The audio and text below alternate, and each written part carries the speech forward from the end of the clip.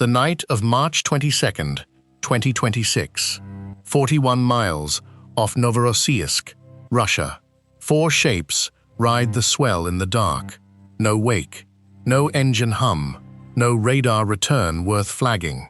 To anyone watching a screen back at Black Sea Fleet headquarters, this stretch of water looks empty. It isn't. Inside each hull sits 850 kilograms of high explosive, a thermal camera, and a Starlink antenna the size of a dinner plate. They've been drifting on dead engines for 6 hours, batteries trickling just enough power to hold position against the current. They're waiting for one ship, a 550-ton missile hovercraft that Russian Naval Command has spent years insisting could never be caught.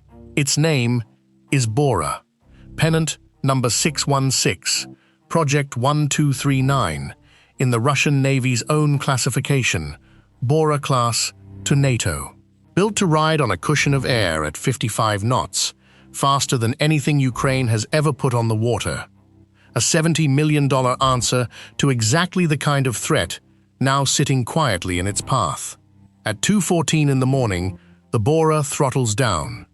Not because anyone spotted the drones, because up ahead, strung across the only safe channel into harbor, is a boom line of floating anti-drone netting, and even the fastest ship in the fleet has to slow to a crawl to thread it. For the next 4 minutes, Bora is no longer the fastest thing in the Black Sea. It's a target.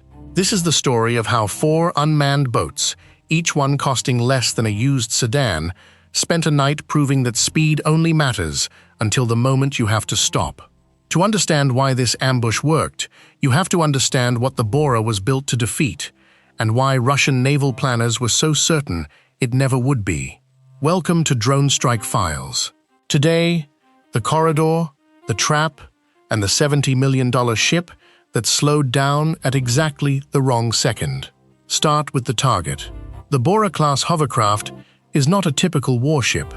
It's a catamaran hull sitting on a rubber skirt, pumped full of air by 4 gas turbines, capable of skimming above the waves rather than plowing through them.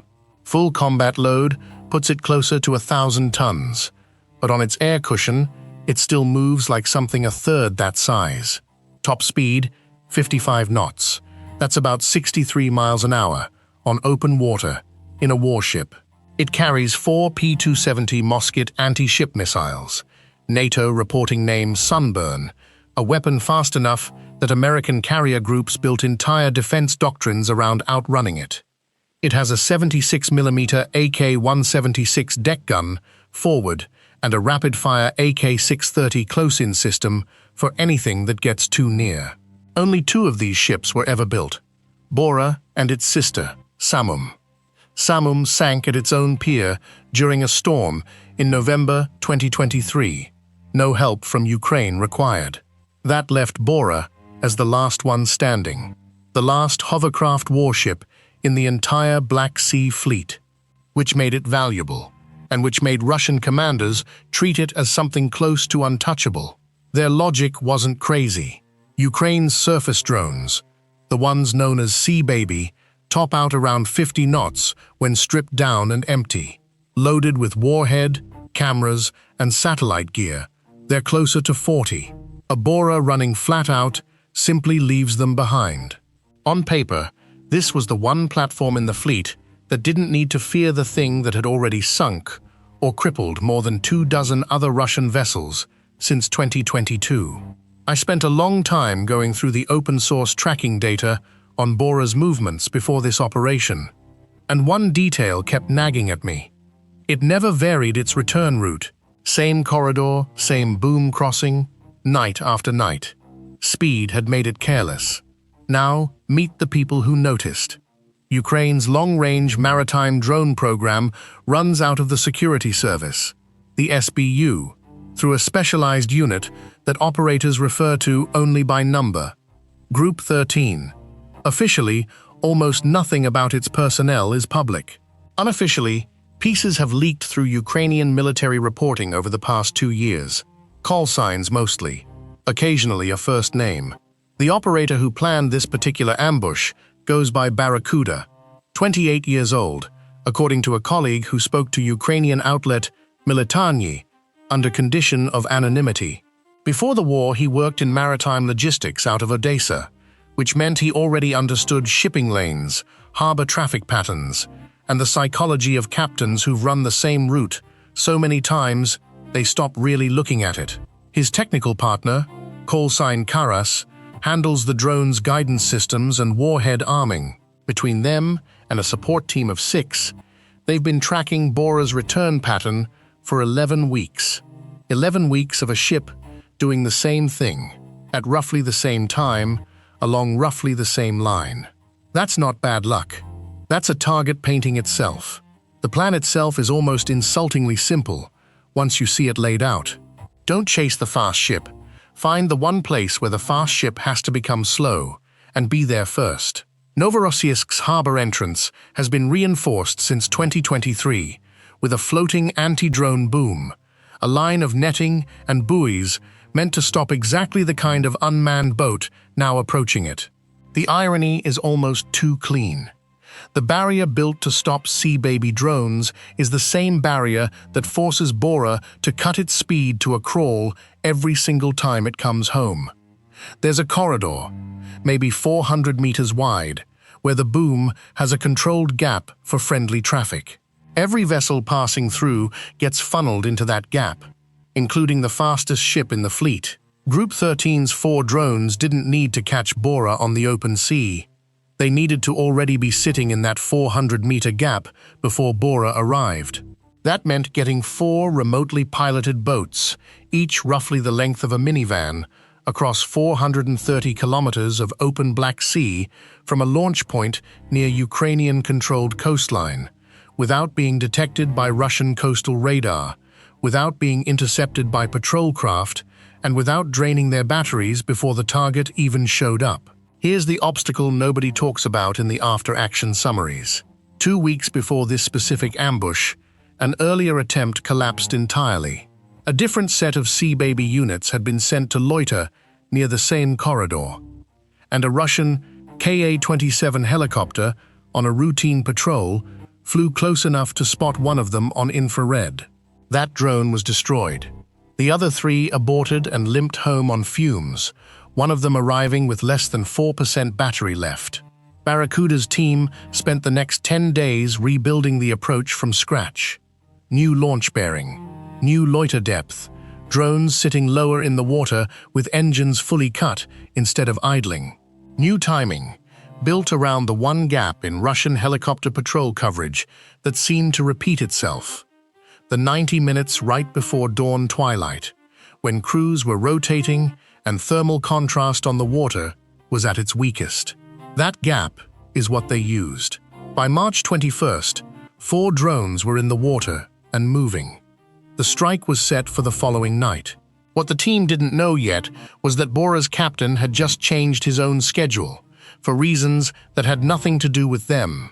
His name was Timur Yefimov, captain 2nd rank, and according to Fleet Logistics Traffic, later reviewed by open-source analysts, he'd been ordered to bring the ship in 2 hours earlier than usual on March 22nd, ahead of a maintenance inspection. 2 hours earlier meant arriving in near-total darkness instead of at first light. For Barracuda's team, already committed and already sitting in position, that change could have wrecked everything. A ship arriving on a different clock, in darkness, their infrared cameras weren't calibrated for, at that exact loiter depth, was a variable they hadn't planned around. Instead, it helped them. Darker water, fewer eyes on deck. A captain, according to intercepted radio traffic, later cited by Ukrainian military intelligence, audibly irritated about the schedule change and pushing his helmsman to get through the boom crossing faster than protocol allowed. Rushing is not the same as being fast. And in that 400-meter gap, rushing still means slowing the engines to keep the hull from clipping the netting. What strikes me about this part of the story is how much of it comes down to a maintenance schedule nobody in Kyiv could have known about in advance. The ambush worked because of 11 weeks of patient observation. It worked better because of one clerical decision in Sevastopol that had nothing to do with Ukraine at all. 2:09 a.m. Bora's silhouette appears on Karas's screen, first as a thermal smudge, then as a hull shape as the range closes. Right on the corridor line, right where 11 weeks of pattern told them it would be. Barracuda gives the order to wake the drones. 4 engines that have been silent for 6 hours turn over almost simultaneously. On Bora's bridge, if anyone glanced at the water in that instant, they'd have seen almost nothing. Low-profile hulls, no running lights, moving at maybe 8 knots to close the remaining distance without kicking up a wake that thermal or radar could flag in time. 2:11 a.m. Bora reaches the boom gap. Its turbines throttle back. The air cushion that lets it fly across open water at 55 knots starts settling, the skirt losing pressure as speed drops, the hull sinking closer to the surface it normally skims above. This is the vulnerability nobody in Russian Naval Command wanted to talk about publicly, and according to a 2019 internal assessment referenced by a Ukrainian naval officer in later interviews, it's one their own engineers had flagged years earlier and been told to shelve. An air cushion hovercraft loses almost all of its speed advantage the second it settles onto displacement mode. At full cushion, Bora outruns anything Ukraine can put in the water. At displacement speed, threading a 400-meter gap at barely 10 knots, it's just a boat. A boat with a crew of 34 and no cushion of air left to hide behind. So here's the real question this whole ambush comes down to. Not whether 4 drones could catch a 55-knot warship. They couldn't, and everyone involved knew it. The question was whether Ukraine could force that warship into the one 400-meter box in the entire Black Sea, where speed stopped being the deciding factor. 2:13 a.m. Range closes to 600 meters. Karas confirms all 4 drones have solid thermal locks on the hull. 2:14 a.m. The order goes out. 4 throttles open at once. What happens over the next 90 seconds is the part the telemetry logs actually capture in the most detail, time-stamped down to the second, cross-referenced later against Russian Coast Guard radio chatter that leaked through monitoring channels. Drone 1 comes in from the port bow, angled to strike below the waterline near the forward fuel bunkerage. Drone 2 mirrors it from starboard, same bearing logic, different side. Drone 3 holds back 30 seconds, time to hit whatever gap opens in the ship's point defense response after the first 2 impacts. Drone 4 goes wide, aiming for the stern, where the turbine intakes sit closest to the surface once the cushion has collapsed. Bora's crew gets maybe 40 seconds of warning. A lookout report, according to the intercepted traffic, using the word boats rather than drones, suggesting whoever spotted them first didn't immediately register what they were looking at. The AK-630 close-in system opens fire. It's built to shred incoming missiles and aircraft at close range, thousands of rounds a minute. Against a low, fast surface target skimming the wave tops at night, its detection envelope is far less forgiving. Tracer fire chews into the water around Drone 2. Doesn't stop it. 2:15 and 40 seconds. Impact. Drone 1 detonates against the port hull, just aft of the bow, roughly where fuel and hydraulic lines for the forward turbine cluster run. The explosion doesn't just punch a hole. On an air cushion hull already settling into the water, the shockwave travels through a structure never designed to absorb impact the way a conventional steel hull is. 850 kilograms of explosive, doing what naval architects call catastrophic structural insult. In plain terms, it doesn't just wound the ship, it breaks its shape. Drone 2 hits 4 seconds later, starboard side, nearly a mirror strike. Whatever symmetry kept Bora's air cushion balanced is gone in that instant. The hull that a moment ago was gliding is now taking on water from 2 directions at once, listing hard. Drone 3, the one held back 30 seconds, finds a defense system that's already firing blind in the wrong direction. distracted by the first two hits. It strikes closer to midships, near the missile magazine housing the musket launchers. Whether it detonates any ordnance inside is disputed in the aftermath reporting. But the secondary flash, captured on a civilian's phone camera from the Novorossiysk shoreline, later verified and geolocated by open-source analysts, suggests something beyond the drone's own warhead went up in that moment. Drone 4, aimed at the stern turbine intakes, is the one that doesn't make a clean run. Whether it was damage from AK-630 fire or a targeting miscalculation in the chaos of the first three strikes isn't fully clear from the available data. It detonates roughly 15 meters short, sending a wall of water and shrapnel across the aft deck rather than a direct hit on the hull. Not a kill shot, but close enough to shred exposed crew and equipment topside and to seal off any chance of an orderly damage control response on that section of the ship. 4 drones, 3 direct hits, 1 close miss.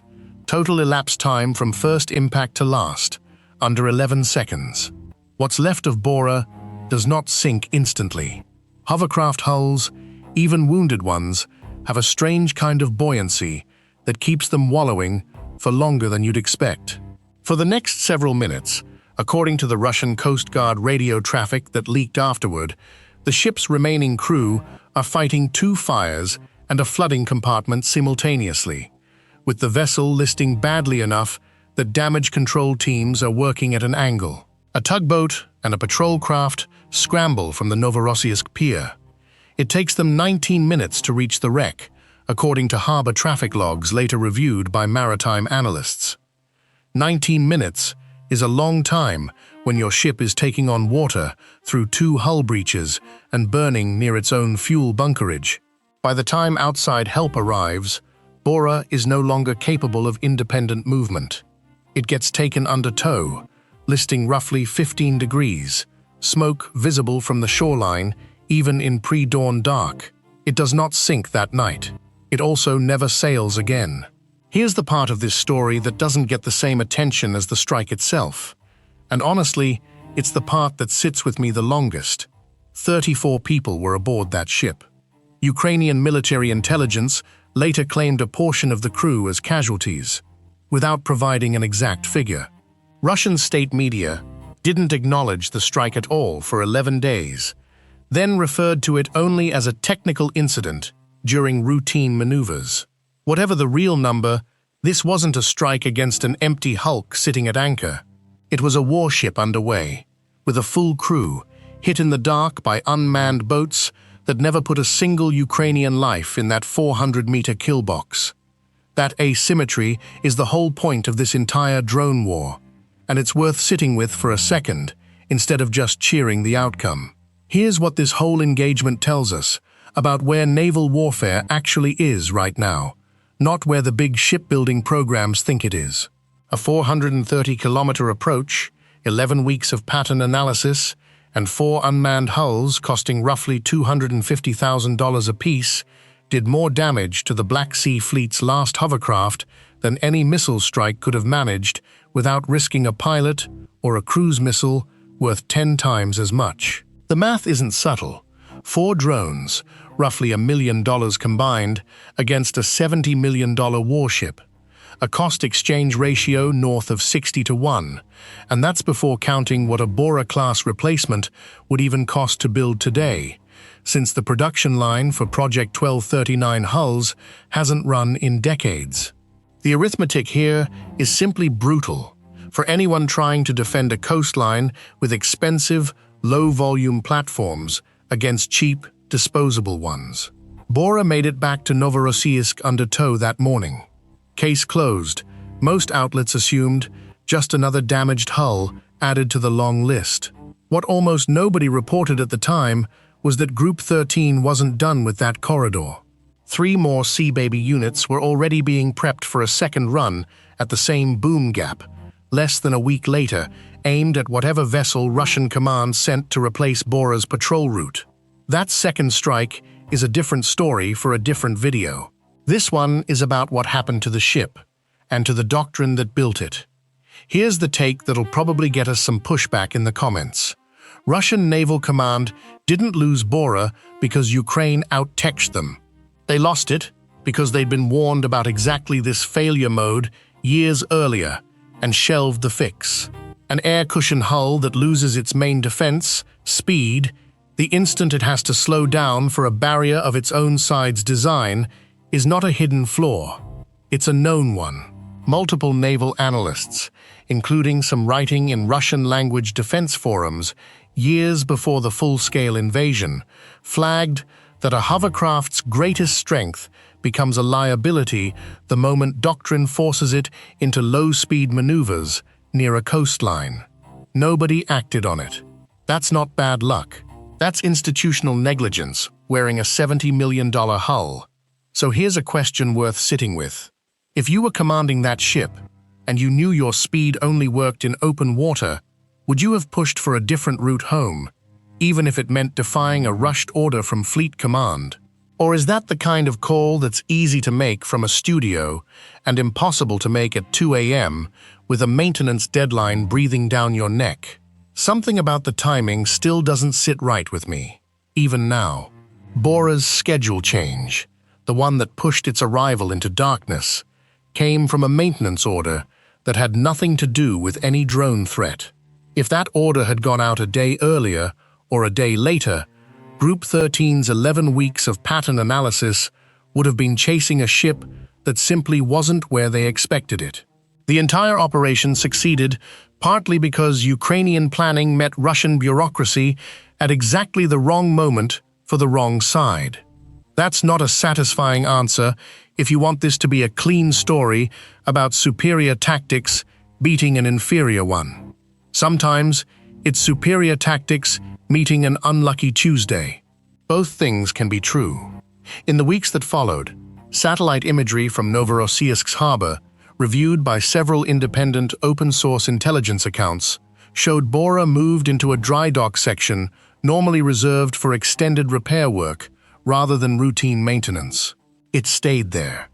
As of the most recent imagery available, there's no indication the ship has returned to active patrol status. With Samum already lost to a storm in 2023, that leaves the Russian Navy with zero operational Project 1239 hovercraft in the Black Sea.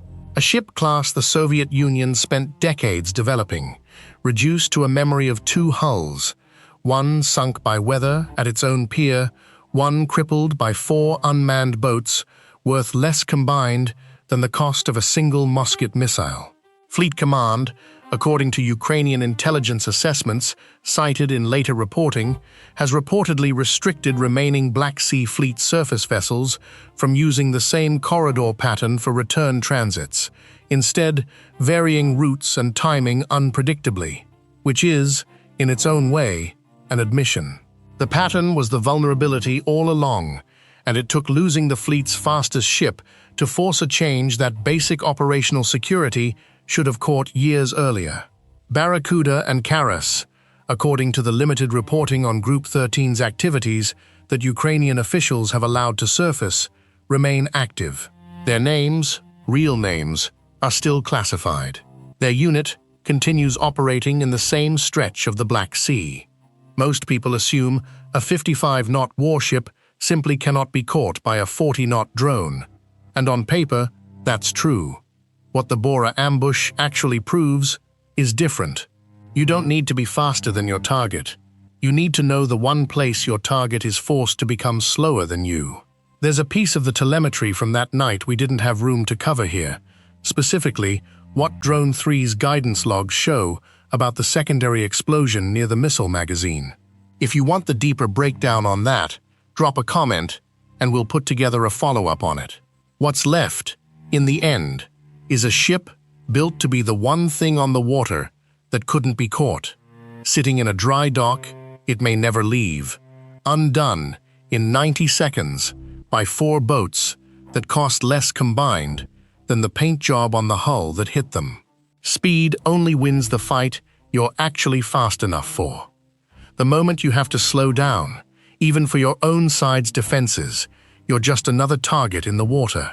If this is the kind of story you want more of, strikes broken down second by second, real telemetry, real cost numbers. Subscribe to Drone Strike Files.